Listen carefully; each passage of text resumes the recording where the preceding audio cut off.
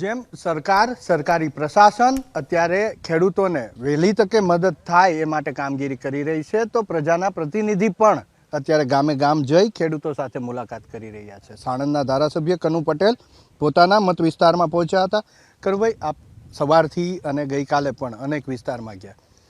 અત્યારે ખેડૂતની હાલત શું છે, પરિસ્થિતિ શું છે?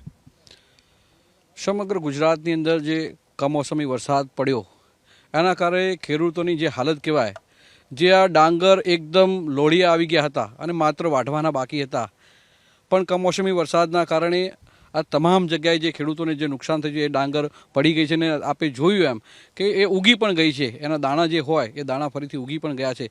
એટલે સમગ્ર વિસ્તારની અંદર, સાણંદ અને બાવળા વિસ્તારની અંદર તેમજ સમગ્ર ગુજરાતની અંદર ખેડૂતોને ખૂબ જ મોટા પ્રમાણની અંદર નુકસાન થયું છે અને સરકાર પણ ખૂબ જ આને સહાય માટે સર્વે કરવાની કામગીરી સ્ટાર્ટ કરી દીધી છે.